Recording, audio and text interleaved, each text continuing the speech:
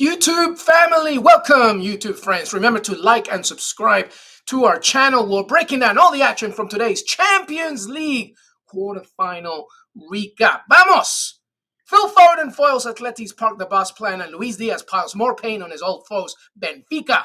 I'm LME, JJ is here. James Bench will be joining us shortly from the City of Manchester Stadium as we break down Tuesday's Champions League quarterfinal action. We want your comments. We want your questions throughout the entire episode. Please throw them our way. Qué Golazo begins right now. Congratulations, John Torres, on finishing first in the Qué Golazo March Madness bracket. To recognize your basketball predicting brilliance, we are awarding you with a $100 Paramount Plus gift card, John Torres. Our producer, Des Norris, will email you with all the details on how to redeem your prize. And everybody, we want your questions for today as part of our Champions League recap. Very quickly, JJ, my friend, how are you? And a reminder, you are muted, my friend. So there you go. Jonathan Johnson, how are you, buddy? Yeah, doing well, thanks. Obviously, digesting that late show from Liverpool, which has put them up against Benfica, but no, otherwise good, and enjoyed the midweek slate of games so far. I love it. Good to have you here, Jonathan Johnson. And introducing, of course, from the City of Manchester Stadium at the Etihad, James Bench. It might be a little bit loud for everybody, but James, always good to have you on location. James Bench, how are you, my friend? And talk to us about what you just witnessed as Manchester City just about evaded not just one bus, but about 1 million buses in order to get that goal. How did you see it, James Bench? Yeah, it's fantastic. It's been a while since I've watched paint dry, so a joy to be here to see it. No, it was a very strange game where I think for a long time you just have to kind of convince yourself that this was enjoyable and that it was interesting and that you were getting something from it beyond watching a training exercise. And I think it was quite interesting kind of seeing, particularly like kind of, on social media and everything, the sort of view forming that this felt like a Diego Simeone masterclass all over again. And I was just sort of sat here going, well, at some stage, if you kind of want to win a football match, you need to touch the ball in the penalty area and kick it at the goal and do all those sorts of things. And I don't think Atleti were really too bothered about doing that. Ended the game with no shots, ended the game just dreadfully. And I thought we're incredibly lucky to get away with a 1-0 defeat. You just can't play football like this in the Champions League and expect to win. Jump in, JJ. Your thoughts on the game as James Bench is there. Ask him a question if you wish, because from watching almost James Bench, I thought that exactly so, and I was a little disappointed because there is such a fine thing as like two opposing philosophies going against each other. In fact, the Bayern Munich game, when Pep Guardiola was managing Bayern Munich in 2016, you saw at the very least a little bit more grit and a little bit more gambling. This one, it seemed, to your point, 0 shots, 0 on target, less than 30% possession. I'm sure it was way less than that. I mean, Man City, tripled the amount of passes that Atleti had. But James, from the stadium, did you see?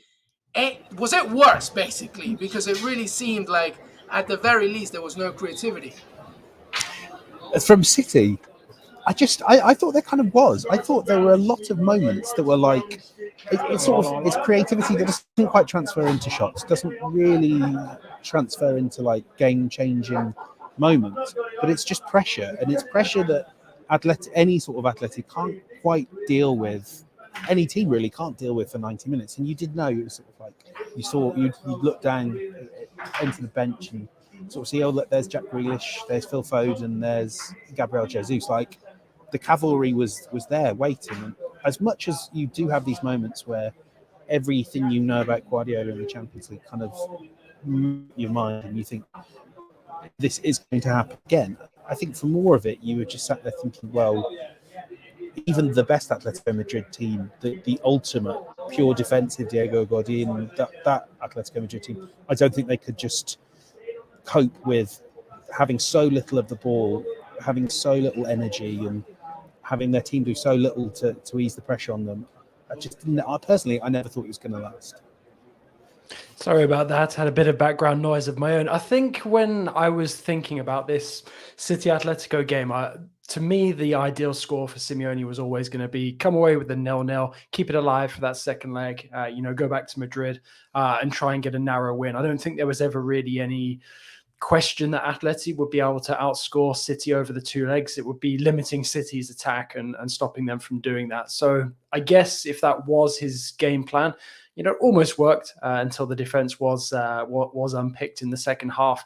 But I mean, it's really difficult now, I think, to see Atleti, sort of coming into a game against City in Madrid where they can score more than once. Okay, one goal will take it to extra time or take it beyond 180 minutes.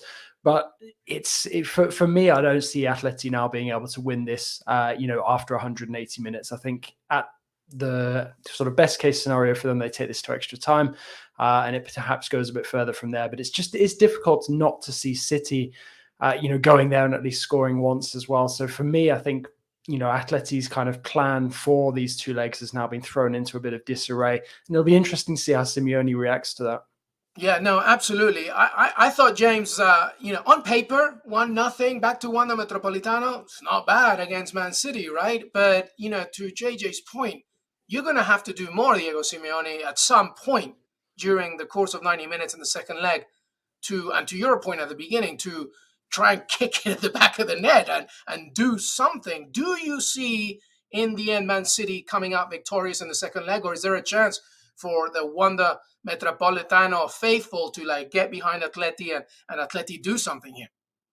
I mean, I would say there's always a chance, but that's what we're talking. We're talking in the realms of I think what we all forget about this, the Bayern, the Atletico Bayern game and other moments like that is you're kind of reliant on lightning striking the same person twice.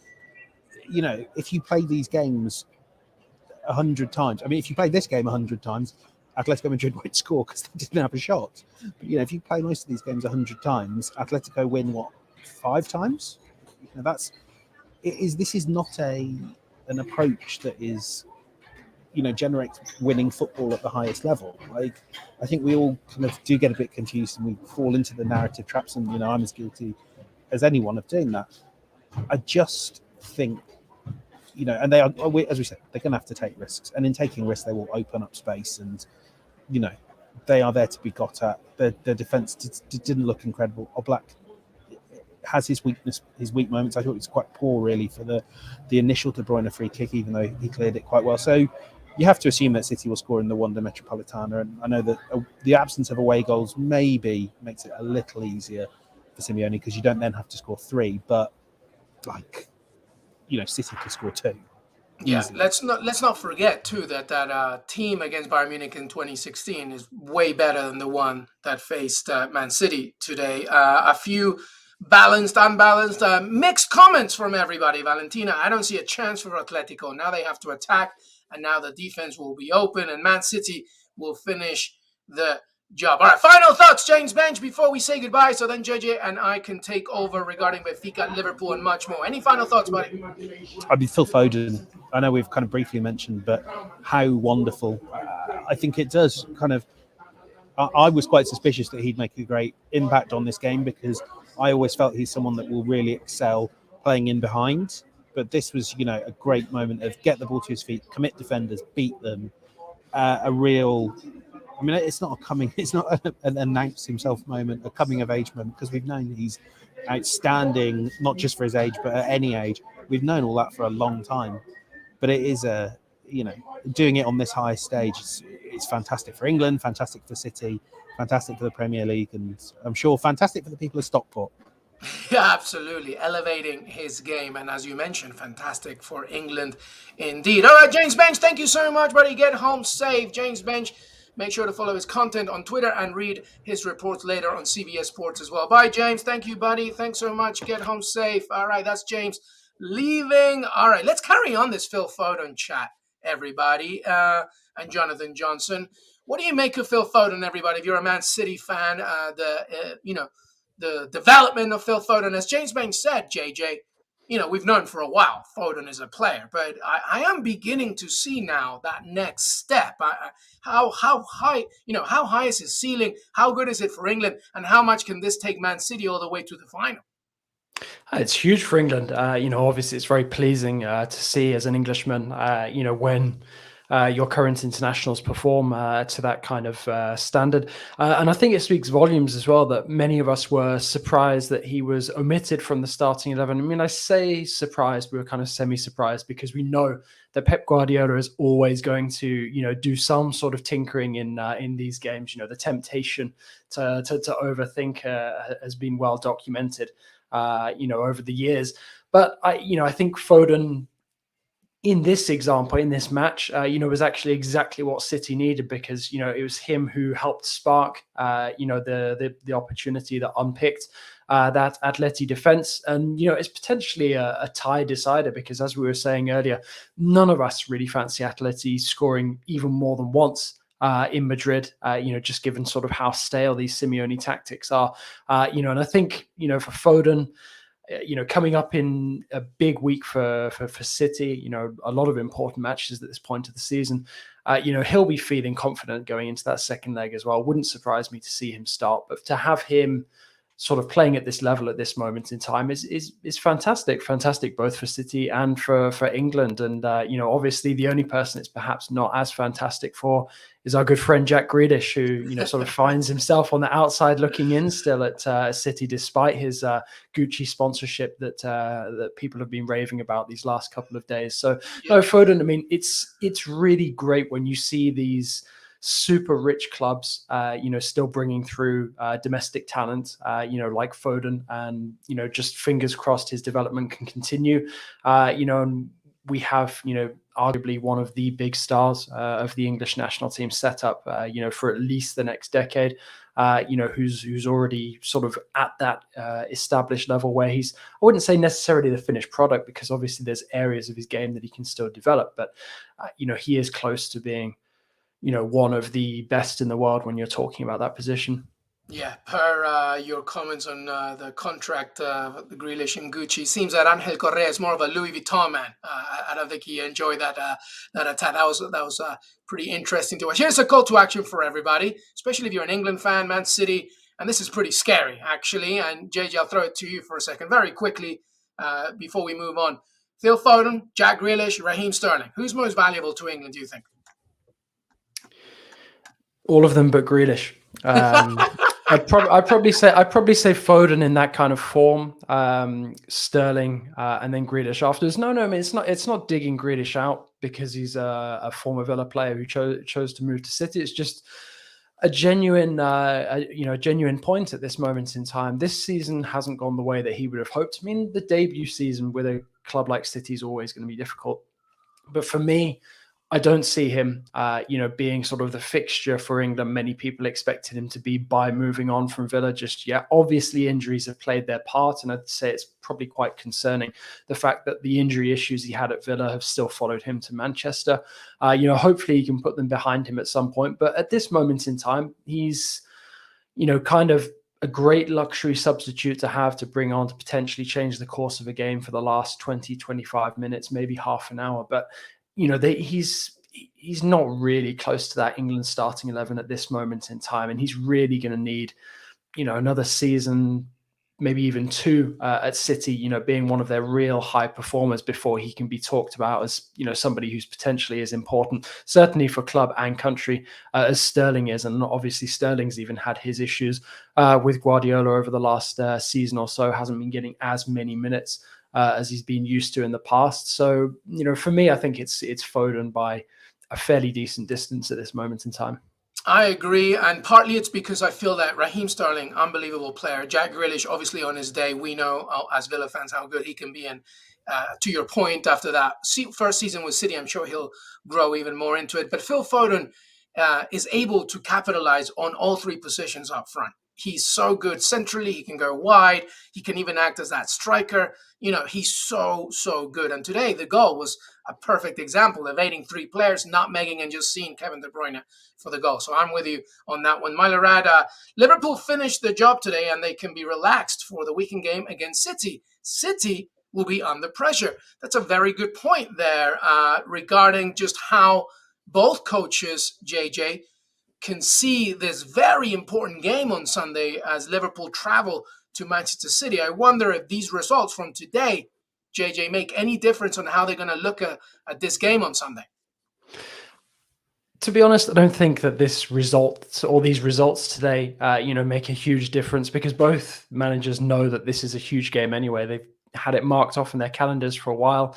I mean, we were speaking about it on podcasts months ago where, sort of the gap between the teams was, it was giving a little bit of a false position of the title race. It was making it seem like City were miles and miles ahead, when in reality, if Liverpool picked up maximum points, which ultimately they were able to do, they were always going to be able to close that gap. Now we see, the reality of the table with Liverpool just behind City. And it was always going to come down to this match, to potentially decide the title. And although it won't be decided on the day with regards to who wins or who loses, it's going to go a long way to deciding, who is going to have the advantage in the home stretch in this title campaign. To think that sort of City are a bit under a little bit more pressure. I mean, okay, I suppose perhaps a tiny little bit more because they're the point ahead. They're the leaders, they're the defending champions as well. But really, I think it's a massive opportunity as well for both sides. So I'd say if there is any pressure, it's probably good pressure, because they know that really at the end of the day, this is a huge opportunity for both sides to strike a massive blow in this title race, and perhaps wrest back some of the control over proceedings from here on out. Yeah, let's not forget, by the way, that even though it's 3-1 to Liverpool, it's still just a 2-goal margin, and these things can change big time. We're getting some new viewers. Our audience is growing in this episode, so welcome everybody. Please please subscribe to our channel, and please make a comment on what you thought from today. We're just wrapping up Manchester City winning 1-0 against Atletico de Madrid, and thinking what the outcome will be at the Wanda Metropolitano the following week. Of course, talking a little bit about Phil Foden, the emergence of Phil Foden. And I wanted to just wrap up this game before we take a break, Jonathan Johnson, and everybody there. Check out your brackets, everybody, and see, is it changing for you all out there? Natalie, Simeone is past his sell-by date. Oh, that's a little unfair, I think. I know what you're saying. It was ugly from Simeone today, but he, let's not forget, defending champions in La Liga, and he's made it this far. Valentina says, for me, Grealish is not worth the money Man City paid for him. Hey, listen, I don't know if me and JJ agree. We'll take that 100 million. Thank you very much, Man City. Yeah, I was going to say perhaps not the two best judges of how well spent that money was by City. It is the wrong place to say that, Valentina. We think we should have paid more for him. But yes, very good point. But I think he will come good. But it was a lot of money indeed. But here's the bracket, everybody. I'm wondering if you all out there have changed your mind a little bit. And we're wondering, JJ, if, because obviously both at our shows on HQ and Paramount Plus, of course, in the London studios, Kate Abdo and Jamie Carragher, everybody was having some fun picking their winners, etc. I'm still going with a Man City-Liverpool final. Yes, I'm being boring in that sense. I believe Kate Abdo was the only one out of everybody that had a non-Premier League. I think Bayern Munich was in the final. Do you see, JJ, Man City, Chelsea in the semi-final? Is that one that you see? How do you see their chances against Real Madrid? I get a little bit of an early preview for tomorrow. Yeah, I mean, I think it's a fair shout. I expected Liverpool, City, Bayern, and Chelsea to advance from these semis. So that would be a Man City, Chelsea. From the quarters, that would be a Man City, Chelsea semi-final. And a Liverpool Bayern semi as well. I mean, I think there's enough question marks over Bayern and Chelsea to suggest that I think Liverpool Man City is the strongest shout at this moment in time. And obviously, if Real Madrid spring another surprise and end up going past Chelsea, or Villarreal pull off an even bigger shock and oust Bayern, that'll really put the cat amongst the pigeons. But it really does seem set up this season more than most for the winner to be a Premier League side. I just don't think that it'll be Chelsea defending their title. For me, it's obviously we need to see a bit more from City in that second leg against Atletico Madrid. I agree with the points that we've discussed about How Simeone, has not moved on tactically for a long time now. It's something we've discussed at depth, over a number of podcasts. I still think that they'll make it tough, or try to make it tough for City. I just can't see a way that City don't score in Madrid. So for me, the strongest matchup and the most logical at this moment in time is that Liverpool City final. Yeah, absolutely. I'm still sticking with that, though. I've got to tell you, the more I see of Bayern Munich and the more I think about it, it's going to be tricky for Liverpool, but I think they will just about get the job done. Here was our poll, by the way. Will Man City and Chelsea meet in the semifinals, which is what I just asked JJ and asked everybody there.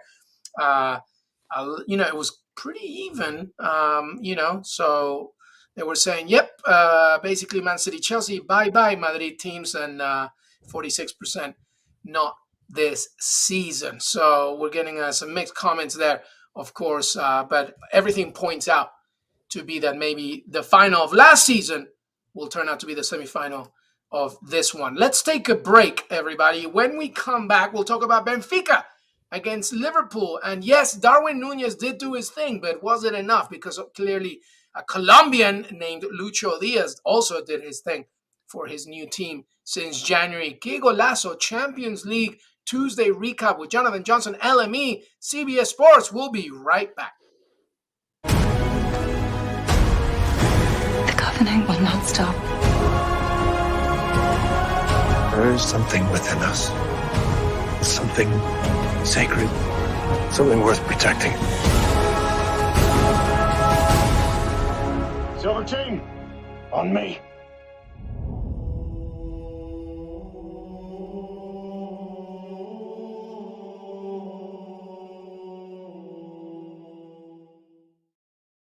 Welcome back, everybody. I wanted to let you know that a week unlike another is finally here. The Masters returns to Augusta National, where Hideki Matsuyama will defend his green jacket.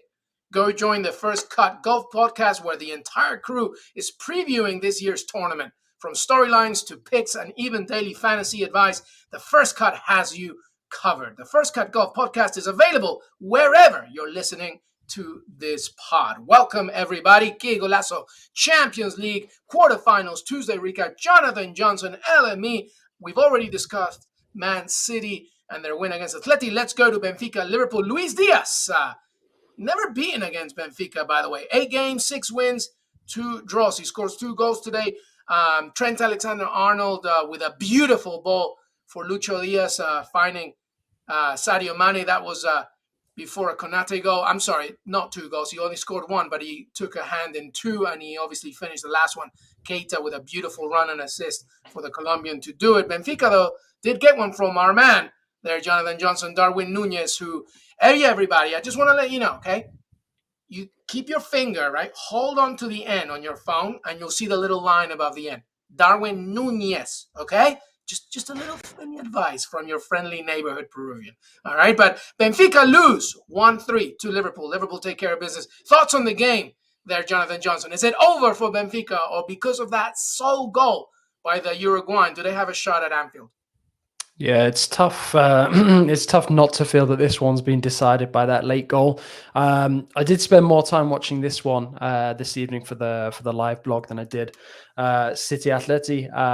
And to be honest, it was a worthwhile watch. Some very good moments from both sides. Liverpool in control in the first half, got sloppy early in the second. Benfica punished them. Nuñez, as clinical as you can expect, sort of offsetting the sort of lack of contribution towards thing like the build-up play, with his predatory finishing skills. And I think 2-1 would have been maybe a fair result on Benfica, given how much they pushed just after they got that goal back. But also, I think it's probably the maximum result that would have kept this tie alive going to Anfield. Now that it's 3-1, I really can't see any way back for the Portuguese giants. And Diaz, he's a player that Benfica have known about, of all of the players in that Liverpool squad that they would have known how to prepare for, so for him to go there, get a direct assist and a goal, maybe they could have prepared a little bit better to try and neutralize him. But then again, he's an absolutely top top quality player. That's why Liverpool shelled out the big money to sign him in January. You don't often have big clubs making big moves like that, but obviously, given the impact he's had so far, he's been worth it. And you spend that kind of money to bring in players who are going to make this sort of contribution at this point in the season in these key matches. He's done that, and I think as well, that it was a funny evening. It was a really interesting midfield matchup on the Liverpool side, and I think as well, Konate had one of those kind of Jekyll and Hyde nights. Obviously, he was the hero because he got the opening goal, but it was an awful mistake for that Nunez goal as well. So plenty for Liverpool to consider going into the second leg, but also at the same time, I don't think they need to be too worried. Obviously, they can't get complacent, but I think this one's beyond Benfica. We were talking about sort of the attacking limitations of Atleti and how they'd love to have somebody as prolific as Nuñez. But literally, when you're looking at that Benfica side playing, the only time you really feel that they're going to get a goal at this level against a team of Liverpool's quality is when Nuñez is in and around the box, as he was, to swoop in after that Konate mistake. Yeah, it's just not going to be enough, unfortunately, I feel. Maybe if it was 2-1, as you mentioned, perhaps, but a 2-goal margin, a 2-goal differential might just be too much. By the way, worth talking about, our producer Desnor saying, Everton Suarez lost against Liverpool, so there's Everton losing to Liverpool again.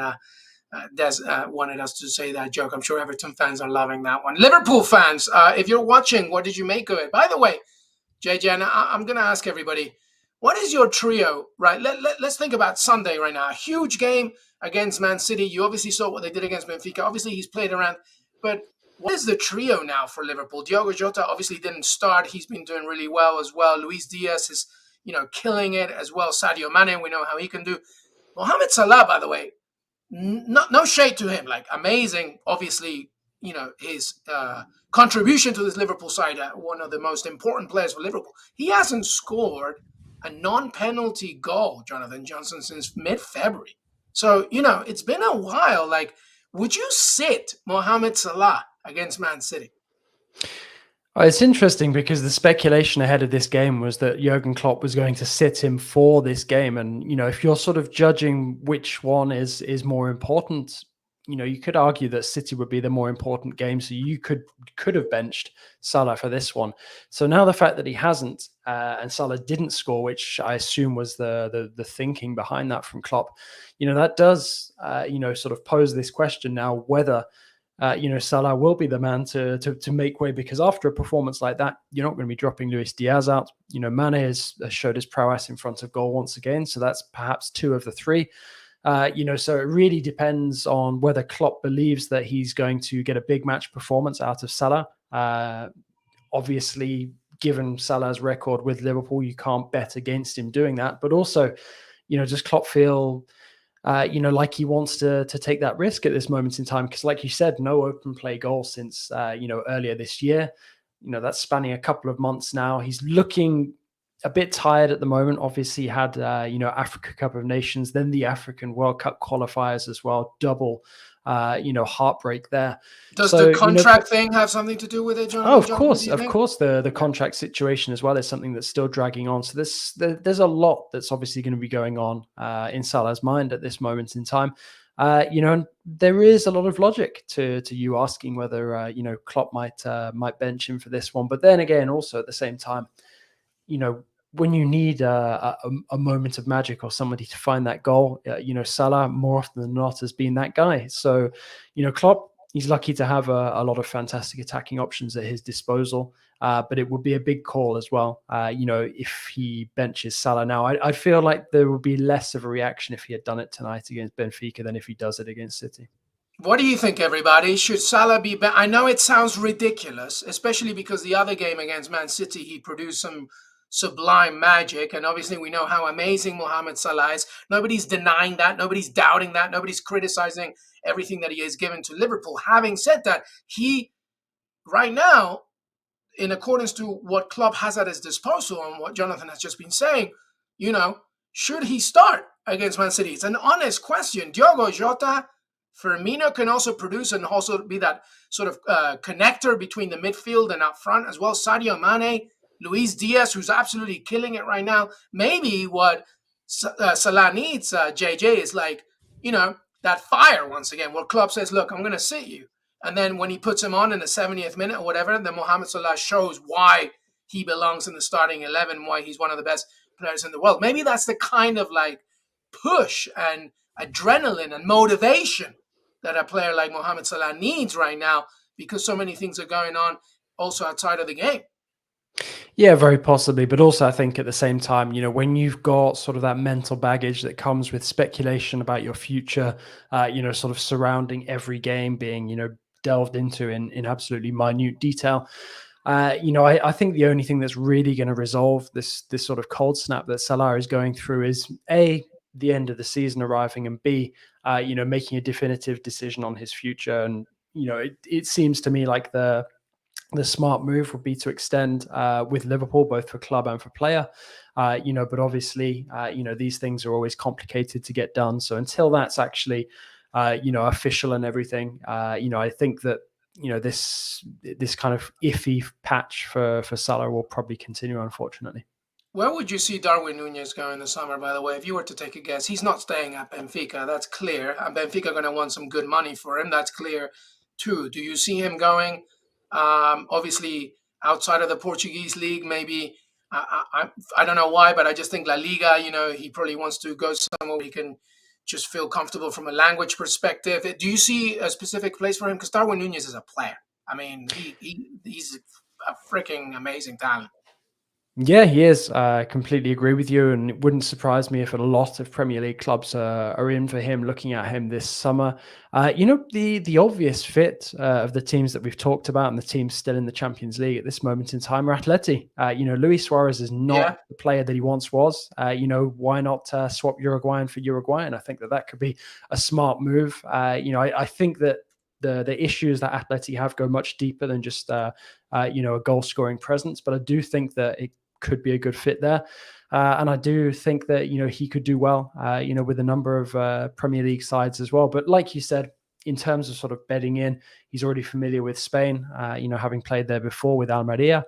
So, it wouldn't surprise me to see him go back there, but go back to, to one of the big boys. Yeah, no, that's a good point. I forgot about Almeria. Des Norris, Joe Felix cautionary tale. I think he's a different player too, but yes, a good point. Yes, I know. West Ham, by the way, wanted him in January. Benfica said, no way, you're not getting that at all. All right. Well, listen, that's the end of our show, everybody. Don't forget that we still have our preview that we taped already. That's part of Wednesday's action as well. So you can get all that goodness regarding tomorrow's games. Very quickly on those games, by the way, let's talk a little bit about Chelsea-Real Madrid once again.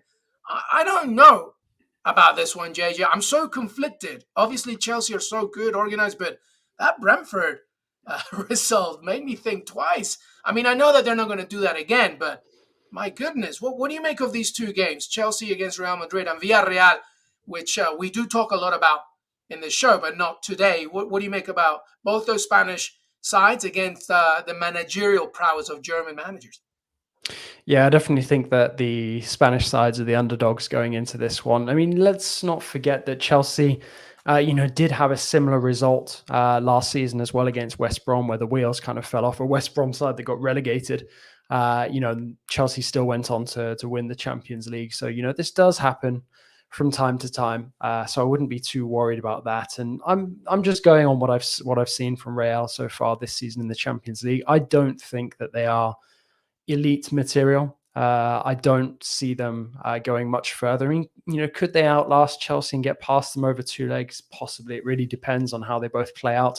I just wouldn't put them down as hot favourites either. Obviously they still have a lot of quality in their squad, players, who can decide matches at any given moment. But for me, I still think that Chelsea, despite everything that's been going on off the pitch, all of this uncertainty, defending champions, that they're still at this level of consistency, generally speaking, where I think that they're going to have too much for Real. So, perhaps it's a draw on the night, but I expect Chelsea to go through overall over the two legs. Now, Villarreal against Bayern, had you asked me a couple of months ago, sort of when Bayern were about to come up against Salzburg, I might have said that I fancied Villarreal to pull off perhaps a bit of a shock result, but Bayern seem to have turned the corner a little bit. playing with a lot more consistency, a lot more confidence now. And I think if they can maintain that same fluidity, I don't think they'll make light work of Villarreal. I think Unai Emery will definitely give Julian Nagelsmann a hard time, but I expect Bayern to be the ones progressing here, Bayern and Chelsea over the two legs. Yeah, what predictions did you give? I gave Chelsea Real Madrid. I gave it a draw, actually, in this first leg, and I gave a Bayern win only 2-1, but I wouldn't be surprised if it's a little bigger. What do you give? That is a good question. I went... Because I believe, Jonathan Johnson, every time I check these predictions on CBSSports.com, me and you are always kind of the same, but I feel like you gave it a Chelsea win. Yeah, you're right. No, I went for Bayern 2-1 Villarreal and Chelsea 1-0 Real. There you go. There you go. So make sure you let us know what you think is going to happen tomorrow. You can also tweet us, John_LeGossip, LMHegaray, but Qué Golazo pod on Twitter as well. YouTube.com/Qué Golazo. Please like and subscribe as we give you way more videos coming up as well. We got some great stuff coming your way in the next few weeks, including, of course, the end of the Champions League, weekend preview, etc., etc. Jonathan Johnson, thank you so much, my friend. Final thoughts before we say goodbye. I know it's late for you, so want to let you just get your kip. So final thoughts, buddy. Yeah, absolutely. Time for me to hit the sack. No, just, obviously delighted to have the Champions League back, as we all are, especially when it gets to this stage of the tournament, the business end, and just looking forward to more quarterfinal action with you guys tomorrow. And let's not forget as well, big game in the Premier League at the wrong end of the table between Burnley and Everton, which will be going on just before those Chelsea, Real and Villarreal Bayern clashes. Absolutely. The poor man's Europa League, I believe, is going to become that should be a great game indeed. Jonathan Johnson, thank you so much, buddy. Appreciate you. Pleasure, Thank you, as always. everybody. Thank you so much for being part of the family. Qué Golazo pod on Twitter, John_LeGossip, LMHegaray. Don't forget to follow us on YouTube, CBS Sports, and your CBS Sports app. We still have this preview, so you can go back to the podcast on your YouTube to check that out as well. And we'll have a recap for Wednesday's action, same time, 5:00 p.m. Eastern. We want you here. We want your engagement, your comments, etc., etc. We will see you next time. Have a great rest of your evening. Till then, bye-bye.